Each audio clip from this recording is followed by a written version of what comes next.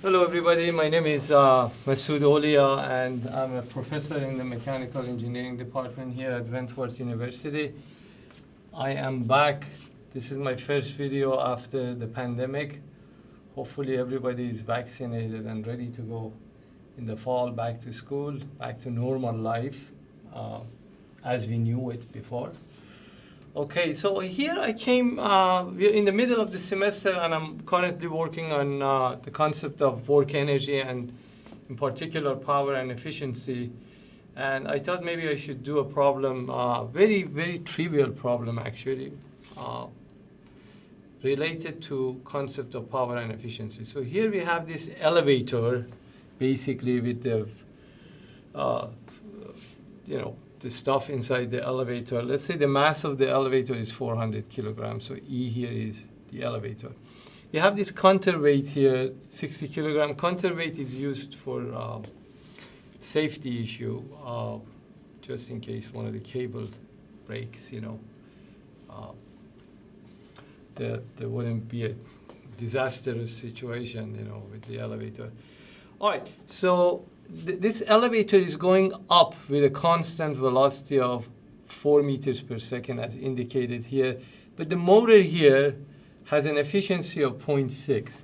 So what we want to determine here, according to my statement, I have here the problem, determine the power that must be supplied to the motor to be able to do this. So we want to find what we call, well, let me just write this down, power which must be supplied to the elevator by the motor. Okay, so that's actually power in. And power out is what needed to do this for us to be able to pull this up with the given masses and the speed that we want. Now you guys know that efficiency is defined as power out over power in, right? So for me to find power in, I can modify this, but I need power out. Now power out for these type of problems basically is force times velocity. What force and what velocity are we talking about? Let me switch to a different color here. So the force basically is the tension in the cord that is attached, this tension that is attached to the motor. And by the speed, we talk about the speed of the same cable, speed of this cable here. So if you could figure out the tension in that cord attached to the motor, right? And figure out the speed of the of that cord attached to the motor, then you're all set. This will give you the power out, right? You plug that in here, and then you can figure out your power in, which would be then, according to this formula, power out that I'm going to calculate from here divided by efficiency. Okay? Very easy problem. And the reason it's easy because we have a constant speed. If you draw a free body diagram of the elevator, right? You see that there are, if you say the tension is F or whatever you want to call it, T, right? So that tension, which I can now call it F, you see there is one here, F, there is one here, it's the same cable, right? F and one here, right? So you got an equivalent of 3F in a way acting on the elevator. Now, what would be this tension here? Let me just call this tension maybe T1. Which would be the same tension here. Since elevator is moving at a constant speed, if you draw the free body diagram of your counterweight, you see, the counterweight C, you have this tension T1, and you have the weight of this. The weight is based on a mass of 60 kilogram, would be 60 times 9.81. Okay? So because acceleration is 0 and we're talking about constant speed, therefore T1 is going to be this number, right? 60 times 9.81. I believe that one is, well, we'll just leave it like that. How about that? So you see, that's tension T1 is going to go right here, right? That's 60 times 9.81. Now the elevator itself is 400 kilograms, which means the weight is 400 times 9.81.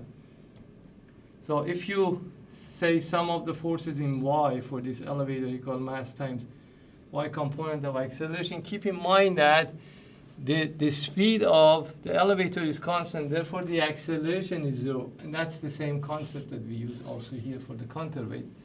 Therefore, balancing in a way the forces, we have 3F or 3T, whatever you want to call it, plus 60 times 9.81 minus, this is going in the negative direction, 400 times 9.81. So you can go ahead and solve for F, and that's the force that we're going to put right here. So that F comes out to be 1111.8,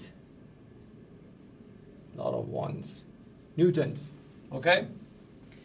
Now, we are all set with that force. The question is, what is the speed of the motor? And that's usually is a confusing part. Let me see if I could do a better job of showing you what's going on. You see, if you just look at the elevator by itself, right? You see you got basically one cable here and going through this pulley system and another pulley system here. You see, this is what we have. I made this a little bit smaller, right? Doesn't matter. That's your elevator. Now, this is connected to the motor. Imagine the motor was a, you know, kind of like a pulley here. So this is basically the motor, right? And this is, of course, fixed here.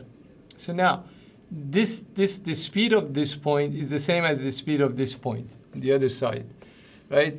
So if I call this, I don't know, for lack of anything, call it P for point. So you guys remember that from kinematics, if we call this from a non-moving reference S sub E, meaning position of E, and we call this S sub P, and if you go ahead and find the total length of the rope, I could do it right here for you. Total length of the rope is what? 1, 2, 3. That's 3 S sub E, right? Plus or minus some constant. And then S sub P, not B, sorry. Plus S sub P, right? So that's the total length of the rope plus or minus some constant. And then when you go through the derivative of this, that becomes 3 velocity of E plus velocity of P. So the point is velocity of P is going to be 3 times velocity of E, or we only need the magnitude. So 3 velocity of this point right here, which is the same as this point or this point, is going to be 3 times velocity of elevator. This is usually the confusing part, and that's in meters per second. So now look, guys, power out then is this force that I calculated basically from equilibrium in a way. So that's in newtons. And the speed of the point, not the elevator. The speed of the point is twice that, 12 meters per second, right? So this comes out to be 13,000. I'm running out of the space here. 13,341.6. Look at the unit. Newton meters, that's joules per second, that's watts. 13,000 or 13.34 kilowatts. All right, we are almost done. We're back to this equation, right? Which we can say power in. I'm running out of space here, so I'll finish it up here. Power in, what's needed to be, but power that must be supplied to the elevator is going to be power out, which I just calculated for you. 13,300, what is it, 41.6 divided by, and this is watts, right? Divided by 0.6. So this is really a bad motor. 60% efficiency is not good. So this comes out to be about 22,000, roughly 200 watts, which is actually 22.2 kilowatts and some change here. So that's the power that you have to supply to the motor to be able to do this task for you, to pull this up elevator and with the counterweight arrangement at the speed, at the constant speed of 4 meters per second. So guys, as always, I'm glad actually that I'm back. If you're watching this video on YouTube, please subscribe, and make a if you have any comment or question, just leave that for me. Again, very happy to be back with the